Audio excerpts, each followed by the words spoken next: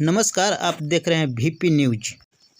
जैसे जैसे लोग शिक्षित हो रहे हैं वैसे वैसे अंधविश्वास और ढोंग पाखंड को छोड़कर बुद्ध की ओर बढ़ रहे हैं। लोगों ने ढोंग पाखंड, अंधविश्वास एवं ब्राह्मणवाद को त्याग कर बुद्ध धर्म की ओर लौट रहे हैं। औरंगाबाद जिले के दाऊद नगर के बुद्ध नगर में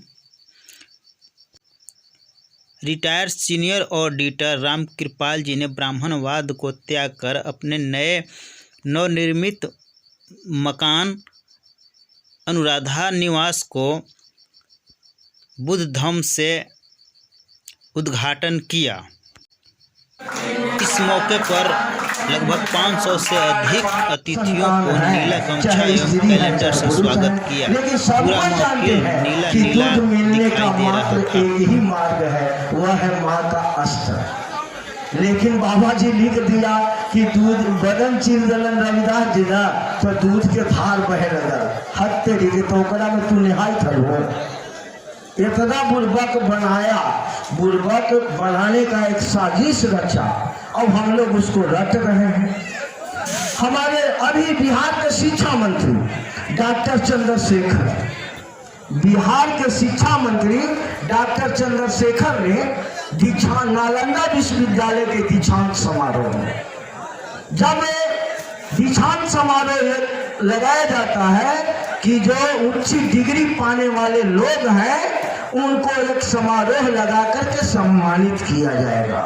तब ऊंचा डिग्री पाने वाला के बुर्बक थोड़े सम्मानित करेगा। तब बिहार के शिक्षा मंत्री भी गए और सम्मानित समारोह में जब बोला कि यहाँ जो मनुवादी संस्कृति साहित्य है उसमें लिखा हुआ है ढोल गवार पशु शूद्र नारी आले सब है तारण के अधिकारी। तो देखिए ना, पूरे देश में बवाल हो गया। हर भूमिका देती है इनमें बवाल के का जरूरी है जी, वो तो सच ने उजागर किया। अब अयोध्या में कहा जानी तो कौन तो कहा जल बुर्बक जगत गुरु, अब कहाहू वाला बुर्बक जगत गुरु कहे वाला भी, अब कहाहू वाला। अब वो कह रहा है ना कि डॉक्टर चंद्रशेखर के जिहवा काट लेगा ना तो 10 करोड़ रुपया इनाम देंगे। हद तेरी के, कैसे तू जगत गुरु कहता है? वो आतंकवादियों का हेडमास्टर न है, आतंकवादी का हेडमास्टर है।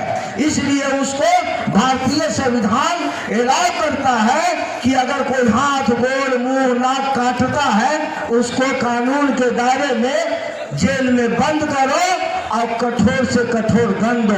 इसलिए ये उद्घाटन समारोह मंच से मैं मांग करता हूँ, भाई चंद्रचूड़ साहब सर्वोच्च न्यायालय के न्यायाधीश हैं, सर्वोच्च न्यायाधीश हैं, आपने पारदर्शिता बांट रहे थे, आज आप क्या कर रहे हैं? अयोध्या में जो आतंकवादी बन करके बैठा हुआ है मंदिर में, उसके लिए आप क्या कर रहे हैं? इसलिए उसको स्वतः संज्ञान लेकर के और परमहंस जी को जेल में डाल दो और जिहवा काटने वाले को इनाम देने की घोषणा किया, उसमें कठोर दंड में फांसियों दे दो, हम धन्यवाद देंगे।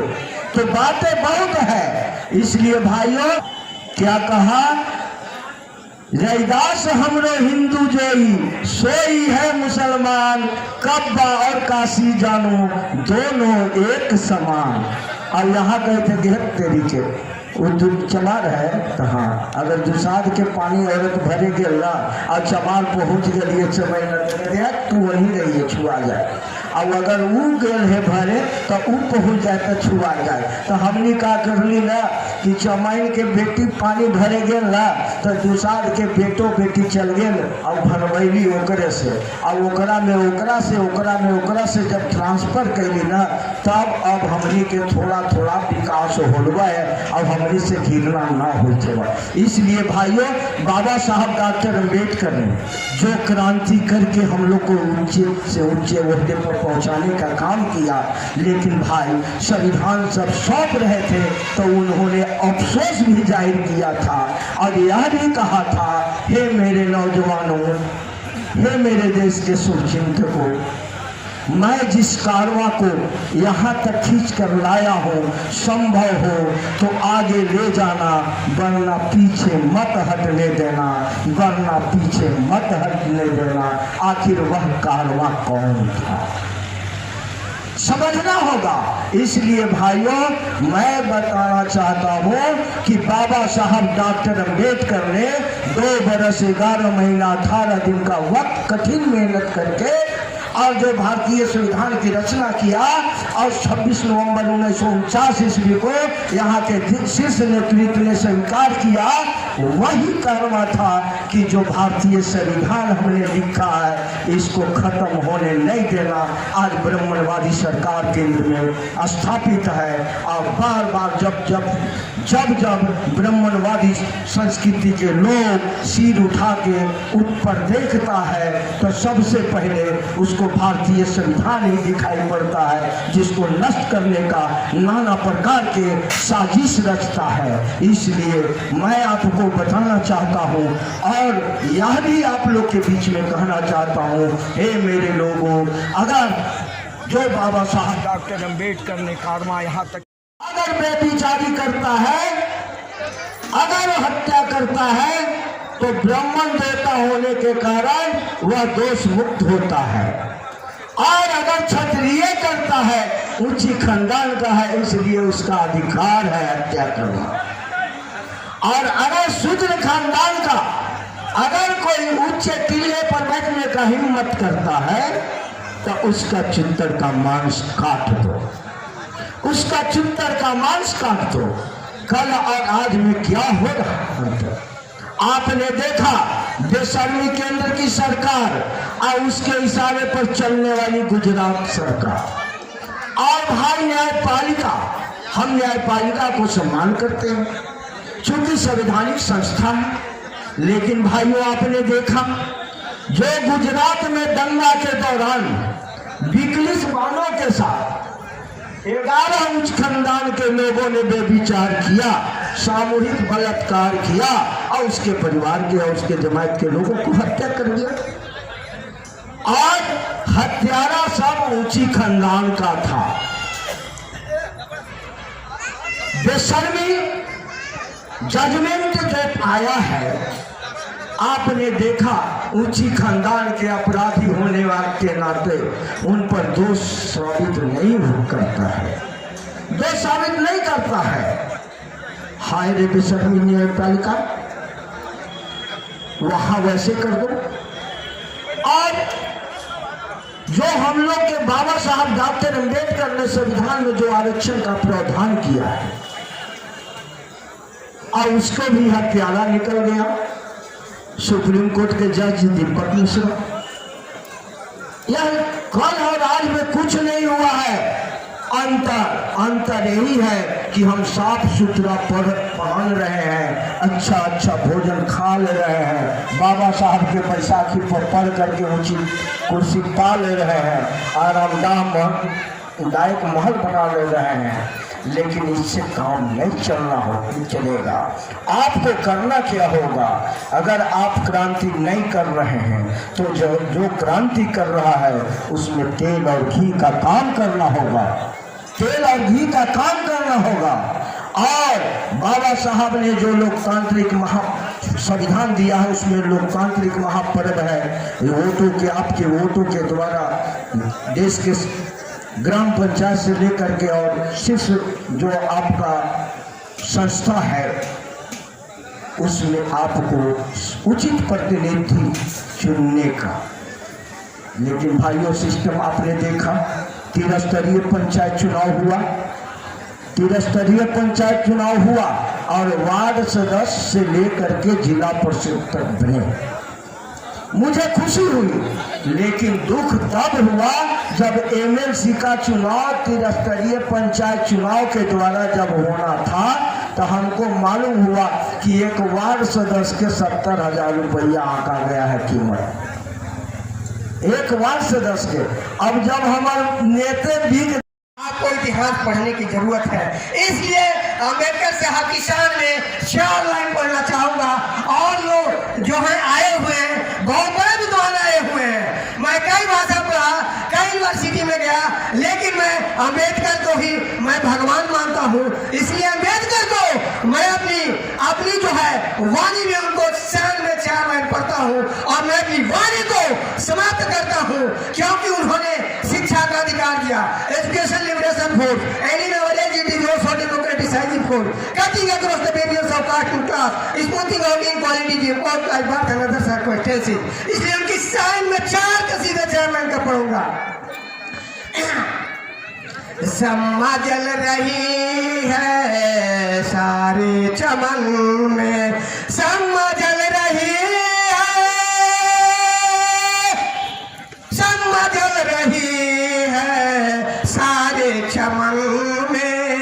यह हर घर के हर गरीबों के झोपड़ी में दीपक जल रहा है, सम्मा जल रही है सारे चमन में, सम्मा जल रहा है सारे चमन में। हर गरीबों की झोपड़ी में दीपक जल रहा है, हर गरीबों की झोपड़ी में दीपक जल रहा है।